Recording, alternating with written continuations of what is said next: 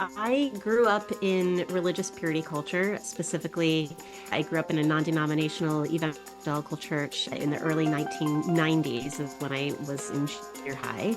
And unbeknownst to me, that was the beginning of the purity movement, a movement that started in the early 90s and went through to the early 2000s that took this concept of what we now call purity culture. Back then, that wasn't the name. That's a pretty relatively new name.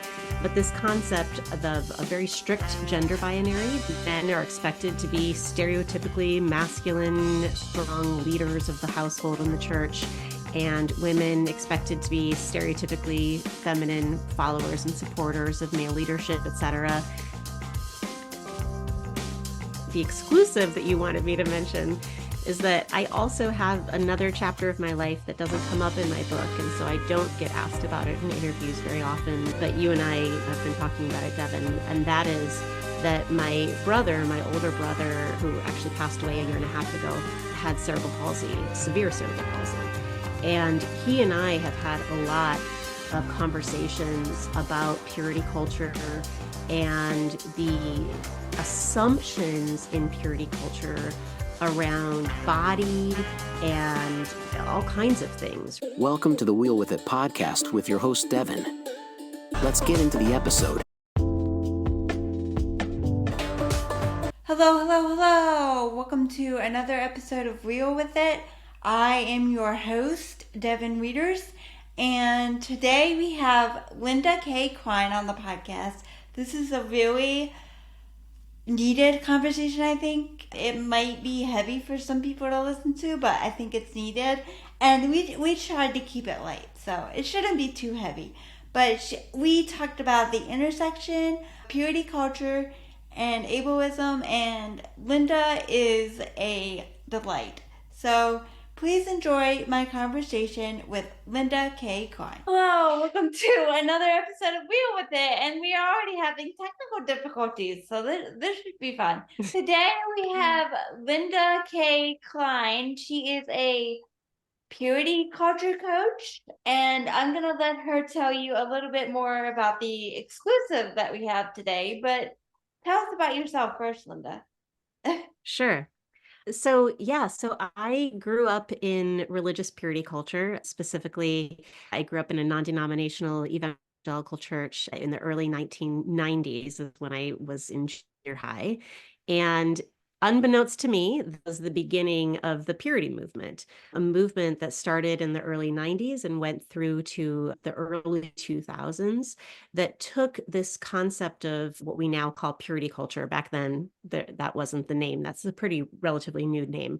But this concept of a very strict gender binary, men are expected to be stereotypically masculine, strong leaders of the household and the church, and women expected to be stereotypically feminine followers and supporters of male leadership, etc.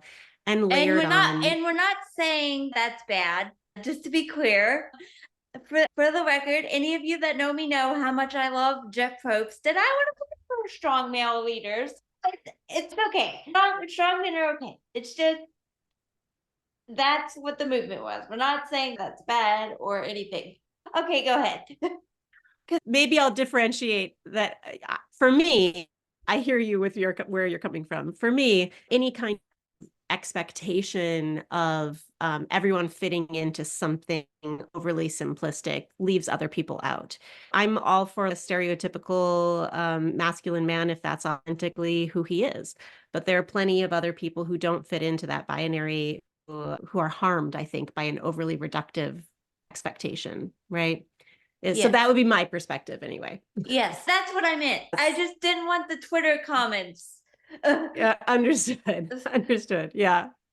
And then under that gender binary is a set of sexual expectations, which varies for men and women, girls and boys within the community, in that men and boys are often taught about sexuality and their bodies through the lens of what they do, whereas girls and women are taught about sexuality and their bodies and purity culture through the lens of who they are, right? So a man or a boy might make a sexual choice. He might do something sexual, but women and girls in purity culture learn they are physically changed by their sexuality. Whether it is that they have inspired sexual thoughts in someone else by the way that they are walking, talking, dressing, whatever it is, having had a sexual experience, whether it was wanted or unwanted, it decreases their purity within this realm of purity culture. So these are the kinds of messages that I was growing up with. And purity, the purity movement that I grew up with took those messages and really skyrocketed them. We were going to purity themed concerts and purity themed retreats and camps and wearing purity rings and taking purity pledges and so on and so forth. And I remember really feeling as the years went on, more and more of me felt like I didn't have a way to survive within this culture. Everything about me felt like it was being sexualized. If I was talking to a boy, oh, I must be flirting with him, right? If I wore a dress that was high enough at the top and low enough at the ankles, they would say, oh, it was too low in the back. And it was like there was just no winning. It just felt like everything about me in a moment where I was having what I felt was a deeply spiritual experience, I was being sexualized by someone else, right?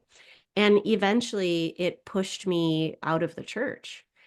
And when I left, I remember thinking, now I will be able to at least be myself. I'll at least be able to be the human being that I am with all of the messy parts of me that have not been accepted previously. And what I discovered was that wasn't true because I had so deeply internalized a lot of these teachings that they lived inside of me and controlled my thought life and my choices, even though I didn't agree with them anymore.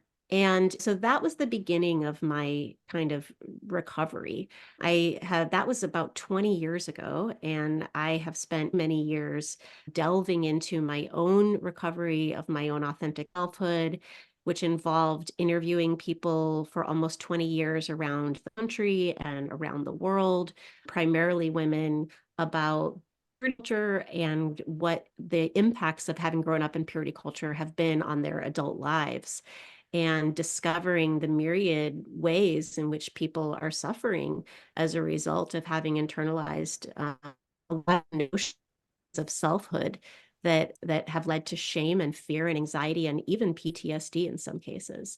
So these days, I'm the author of a book called Pure: Inside the Evangelical Movement That Shamed a Generation of Young Women and How I Broke Free. Though to be clear, not only young women, of course, are shamed within this larger culture, and then I also am a purity culture recovery coach, as you mentioned. So these are things that I talk about fairly regularly. The exclusive that you wanted me to mention is that I also have another chapter of my life that doesn't come up in my book, and so I don't get asked about it in interviews very often, but you and I have been talking about it, Devon, and that is that my brother, my older brother, who actually passed away a year and a half ago, had cerebral palsy, severe cerebral palsy. And he and I have had a lot of conversations about purity culture and the assumptions in purity culture around body and all kinds of things, right? That really overlaps with the diversity and inclusion conversation is never really talked about. So I'm excited to delve into some of that today. So thank you for giving us the exclusive, by the way. I can't make it up. I've been nervous for this one because we don't often get exclusives around here. And I'm like, I just want to do this well. But what do you think? What have you noticed of the stuff around purity culture and disability? And then I'll get into mine. Yeah, one of the things I talked a little bit about the gender binary and purity culture. So I think that's a good example of one of the ways in which purity culture is reductive and overly simplistic and makes a lot of assumptions that leave a lot of people out. Without naming it, there are assumptions of obviously sexual orientation, that's a big part of it, but there are also assumptions about race, there are assumptions about age, there are assumptions about physical ability. even the way that sex is talked about within purity culture is like incredibly reductive and does not leave large segments of the population. It leaves them out of the conversation, right? So there is a kind of invisibility that a lot of people experience within purity culture if they're the wrong body size, if they're 40 and they are still living by purity culture's rules, and the books aren't talking about the 40-year-old women who I'm doing coaching with who feel like there's something wrong with them. The books are always talking about the young women, right? If they are being sexualized because of their race and assumptions that we have around race and sexualization, if they're being desexualized, sorry, my headphone came out, if they're being desexualized because of their physical ability, like there are all kinds of things that are just invisible within that culture and within that really overly simplistic version of what a healthy sexuality is. Yeah, and can you talk a little bit more about the desexualization of people with disabilities? Because I've noticed that too, and it's crazy. I don't know. I have theories, but that's a whole nother podcast. But I don't know why that's still here. Yeah, agreed. It's a really problematic it's a really problematic trend that still continues, that we have, and it goes beyond the disability conversation. There are certain races that we desexualize, like Asian men, and there are certain races that we sexualize, like Black men, right? And in the disability community, it is a largely desexualized population. There are just assumptions that are around, oh, this population doesn't have these feelings, this population doesn't have these desires, this population doesn't have these needs. And then also there's like a lack of respect when people do have questions. They might ask a question like, can you have sex? What? None of your business, right? Like, Yeah, like why do you think you can ask me that question? I heard the story. It was from a YouTube vlogger. Her vlog is called Sitting Pretty. You should watch it. Sitting Uh-huh. Pretty with Lolo. And I don't know if the story is true or not, but I believe it just from the stuff that I've encountered. Not necessarily about sex, but like just like the stupid stuff of people treating me like I'm retarded and Mm, everything. So she was in this club, like a normal 20 something. Like, she I don't think she's as severe as me, like disabled as me. Like they don't even know exactly what she has. Well, no, she just got diagnosed with EDS, but that's for years they didn't know. Sorry, she was in this club and dancing and doing what normal 20-year-olds do. And I never went to a club, but I would imagine that was something that normal 20-year-olds do. And my friends have done that. So anyway, she was in this club and she was dancing, having a good time. And I don't know if she had to pay for a drink that she'd ordered and she didn't have any cash on her. And I don't know if she asked to borrow some cash from this guy and then Venmo him back later or something. But anyway, he gives her this money and leans down to her and whispers, "It's so fantasy to have sex with somebody in a wheelchair." exactly. Yeah. So there's the hypersexualization component of it too. There's somehow this, yeah, this, So you it either can't shows up in have both. you either can't have sex at all, or you are somebody's like sick sexual fantasy. Like, Yeah. You can be hypereroticized or de-eroticized. Yeah. And there's like a lack of sexual boundary, right? It's not appropriate to say that to anybody. yeah, ask them if they're private part, unless you're a therapist. Ask them if their private parts work. Enable. Yeah. It's like, I've known you 5 minutes. So this was actually something that came up so for a while I also have a nonprofit called Break Free Together, where I bring people together to have conversations about purity culture. And I had a purity culture story exchange and I actually invited my brother and I had trained the hosts of the tables. So we had multiple tables. It was a dinner experience story exchange. And I had trained the table hosts to be able to hold the complexity of stories that might be shared here. And we talked about a lot of different issues that could come up, right?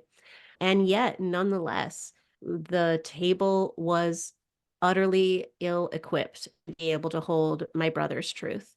And, when he shared a little bit about his own experience with purity culture and relationships and body, he said they all just stared at him with their mouths wide open, like they just couldn't conceptualize you sexuality what right like it's it was just we have such a limited imagination, and I think that's true in society as a whole. We have a really limited imagination for sexuality and what it can include and how big it is. And then it also is really true in purity culture.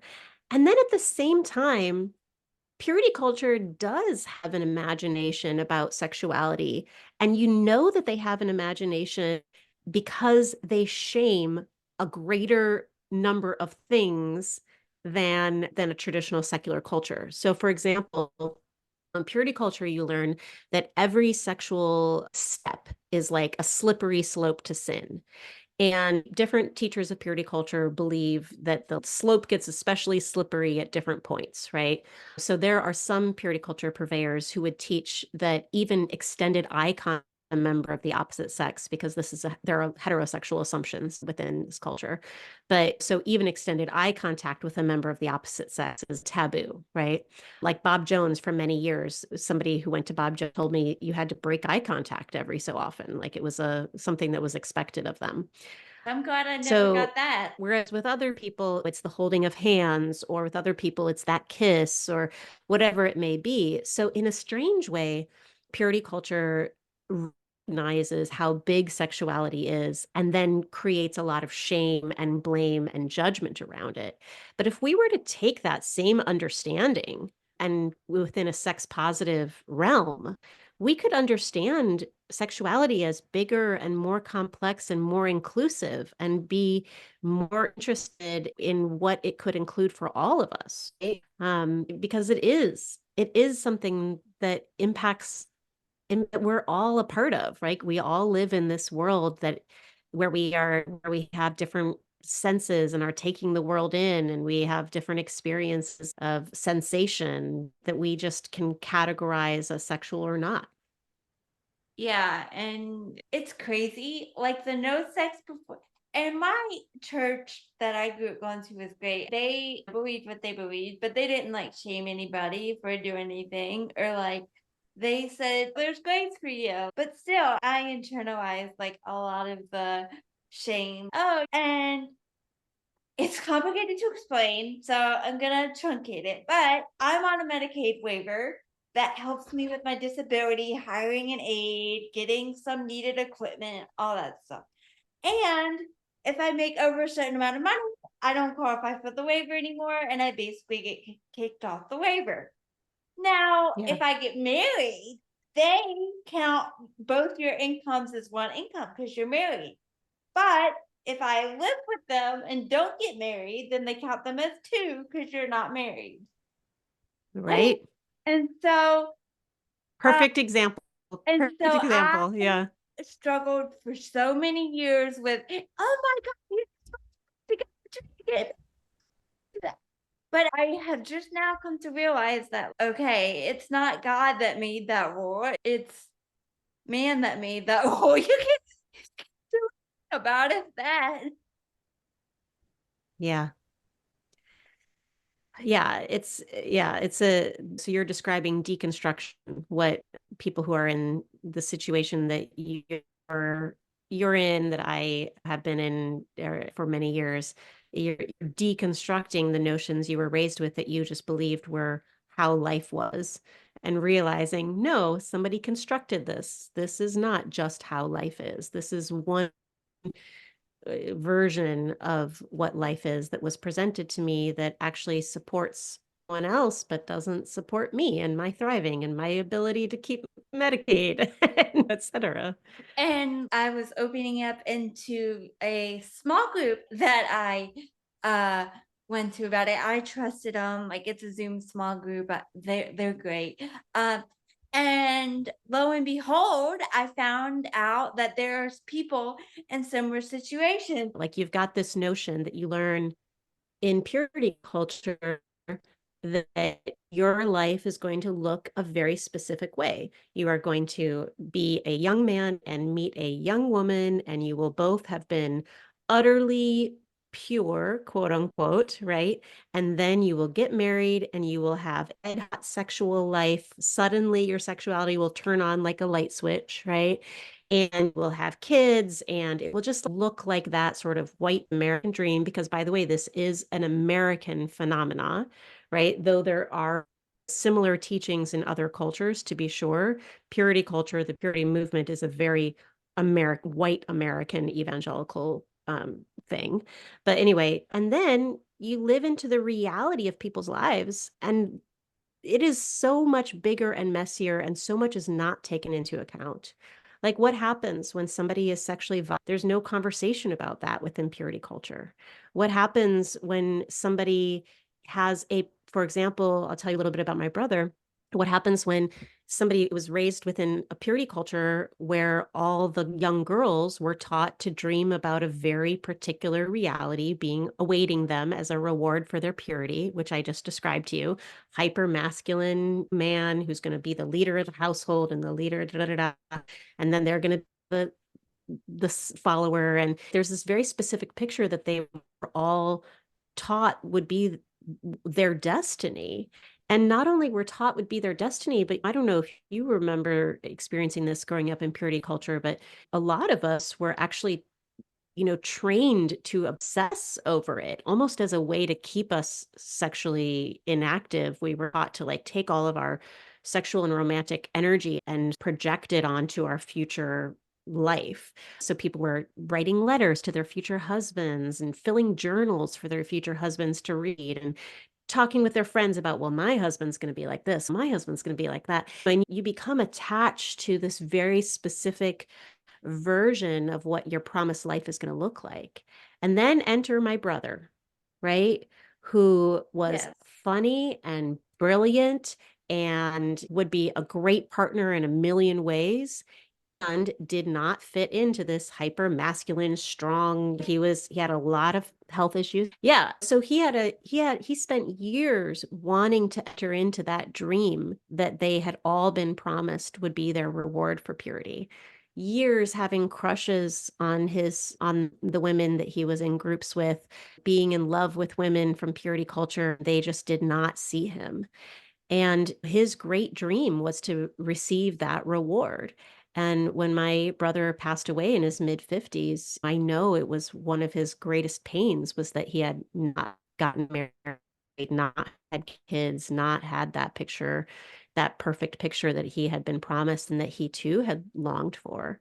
But really, the only women who saw my brother and had interest in him in that way were the women he was meeting outside of the church, the women who were taboo, the women who he wasn't supposed to be with, the women he'd meet at a bar, right? And so he ended up developing this kind of like twofold life. He had a life that he lived within the church and that all his church friends knew about him. And they thought they knew him inside and out, everything about him. And then he had a second life, that those people didn't know anything about. And he had a tremendous amount of shame about that, right? That reductive, again, I keep saying the word reductive over and over, but I feel like it's so relevant, right? That reductive worldview and dream, he didn't fit into it. And so he didn't receive it either, because the girls had been taught to look for something else, right? Mm. Yeah. Yeah, I won't get into too much, but it's crazy. And I feel like it's getting better. Some would say it's swinging the opposite way now, but it's getting better, thank God. I feel like purity culture for women is, and again, this is not the message my church gave, it's just like what I got, is you have to be this like thin, hot, person, and you're not a thin, hot person. So good luck. Yeah. No, I think you're right. And you're not the only one who got that message. In fact, you could talk to people around the world who were raised in purity culture. And I say around the world because even though I named this as an American phenomenon, it's been spread around the world, this very American thing. But anyway, you're not the only one who got that message. And so my point being, there are certain things that are said in purity culture in so many words, and there's certain things that are communicated in purity culture. They might not be stated outright, but they are communicated clearly enough that kind of everyone gets the message, right? And thin and hot and all of those things are some of those messages. So is whiteness, for example. I remember talking with a Black woman who told me the white girls were afraid of losing their purity. I felt like I never had purity to begin with. Like my skin color made me feel like I never had that purity within that culture. And I know it's probably a private thing, but can you elaborate on why she felt that way? Because I'm trying to learn here. Yeah, yeah. I think it's very similar to what you were talking about, the expectations of like thinness, et cetera. It might not be stated outright, but you look in the books and people look a certain way. You see who the speakers are and they look a certain way. You hear the stories about your husband comes home and things are said outright about body. Your job is to dress up for him when he comes home from work and to have the makeup on. And there are a lot of things that are stated that make strong implications about Again, appearance. my church wasn't bad. I'm so glad I didn't grow up in one of the really bad ones but I know people that have got that message and that's crazy. Yeah. And interestingly, I actually think that churches often are more muted on these topics than the products of the purity culture world. Yes. Because I feel like yeah, churches are actually like on the ground with real people. So they actually see the shame, they see the pain, they see the looks on someone's face when they say something really messed up. I find that churches tend to be a little more mitigated, but they still will hand out the books that say the really bad stuff, and they'll still show the movies or encourage you to go see the movies or go to the conferences or go to the retreats. And those are the places, those parachurch organizations, those books, those products, those are the places where you're getting like a more strong message that the church, you know, might not saying those words, but they are getting their stamp of approval to those things, right? And So it still comes through. my pastor is so funny. He admits he doesn't like faith-based movies usually because he thinks they're cheesy and stuff. But I watched a lot of faith-based stuff because I watched like a ton of faith-based stuff because I thought that's like what you were supposed to do. That's where I think internal like the other churches that I watched or something, that's where I internalized those messages kind of. Yeah, and I don't think it's an accident that the people who are creating those messages are not the ones living and breathing with people on the ground every day.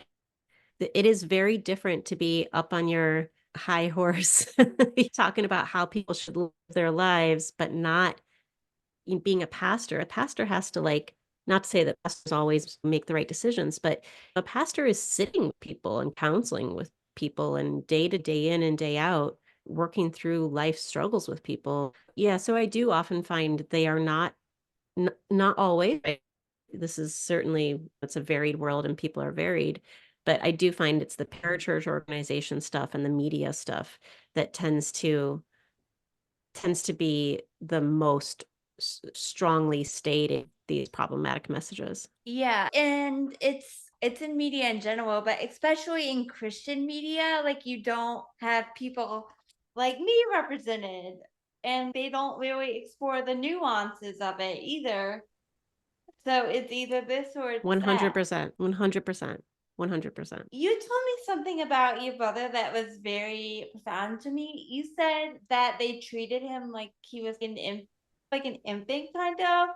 And I don't want to put words in your mouth, but and then they found out he was brilliant, and then they treated him like he was this inspirational saint. Uh, can you talk a Mhm. little bit more about that? Because inspirational porn is a huge issue in the community, Hmm. and having to live up to it. And is related to purity culture. Yeah, so I'm happy to answer that, and then I'll even tie it back to our topic at hand. Yeah, so That's what what you I kind of wanted talked you to about do. is I the didn't fact that phrase the question correctly. I'm sorry. no, you did it perfectly. You did it perfectly. Yeah. Yeah, you could it's a larger thing. It touches on purity culture, but it also is just so much bigger than purity culture. Yeah, so my brother everywhere we went. So first of all, my brother severe speech impediment. He had a limited use of one hand, very limited use of one hand, no use of the other, in a wheelchair. Just we had his hand was like he couldn't move it. So when I say limited, like he could do things with it, but he couldn't move his fingers. We would go to the mall together, for example, and he would be buying a shirt for himself. And somebody at the desk when we were checking out would be talking to me instead of talking to him. So Yeah, this that kind of happens to me the all term I used was the time. infantilizing. Yeah. And they would hand the pen to me to sign the credit card. And like it was like they just only looked at me. And my brother he would always he would always respond by breaking through their assumptions. And so he would say something, ignore him. They wouldn't take the time to hear what he was saying. They would talk to me.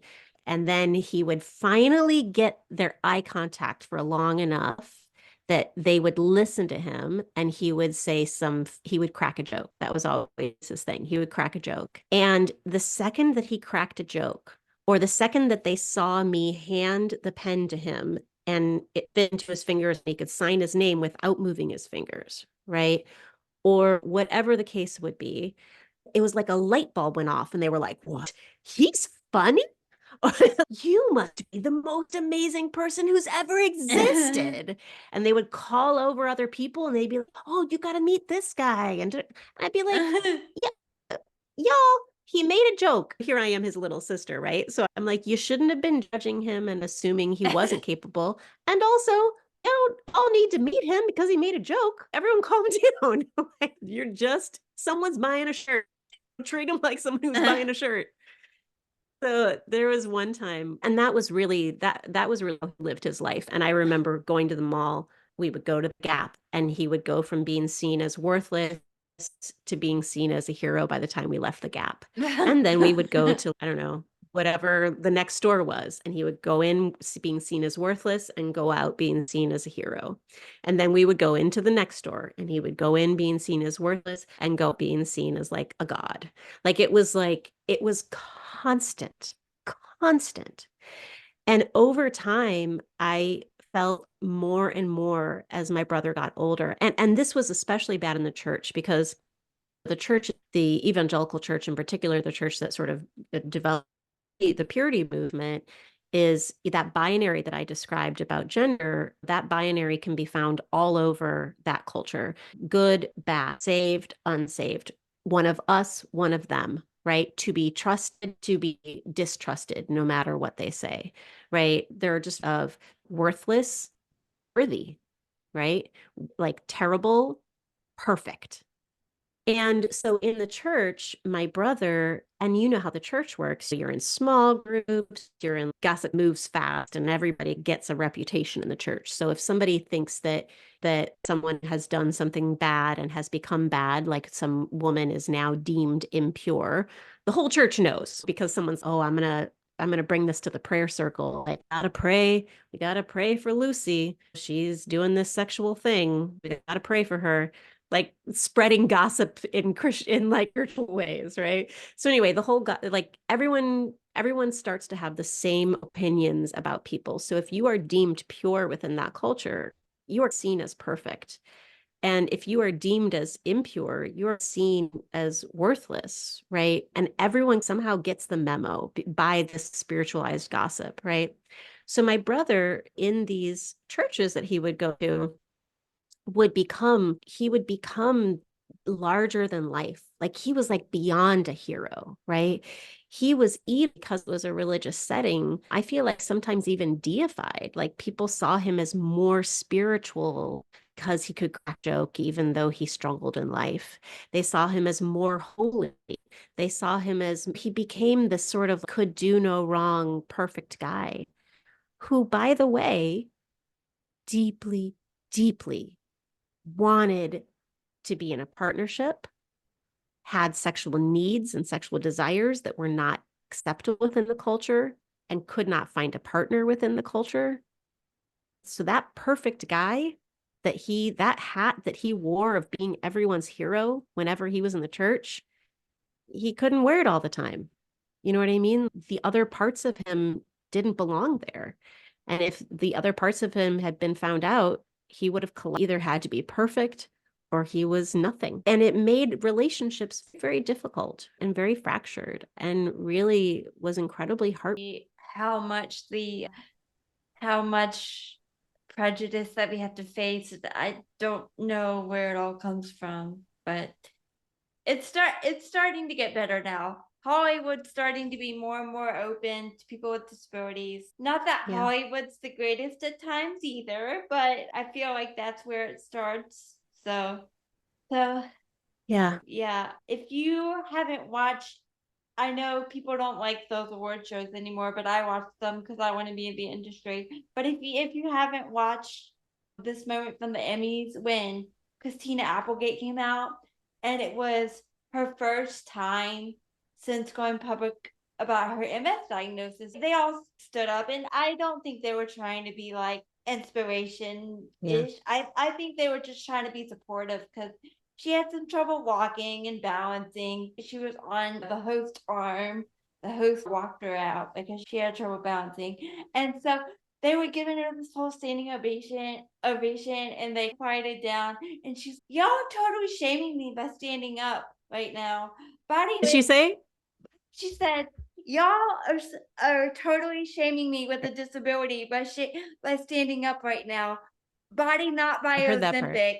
And I lost it. Yeah, percent. It used to drive me crazy. It used to drive me crazy when my brother and I would be out for dinner together. Somebody would walk over to our table and be like, the gentleman at that table buying your dinner. And I'd be like, brother makes good money. My brother probably makes more money than that guy makes because my brother's super smart. He doesn't hear money. I understand you mean well. Paid for Please don't make assumptions. People never like paid for our meal or anything. I did have one guy give me like a free sweater that I wanted one time, but I didn't even like ask for it. He just gave it to me. Devon, I watched my brother have his Starbucks paid for in line more times than I can count. More times than I can count. That's crazy. But they will come up to the table, or some of them will come up to the table and be like, oh, she's so precious. You're like, yes, I am quite precious. Thank you. It has nothing to do with what you're seeing right now. But on the inside, I am deeply precious. That is true. That is true. Thank you for noticing my deep inner preciousness that you are somehow seeing come through my eyes. Yeah, I do have to tell you one story. It's a good one. All right. So my brother and I went on a cruise.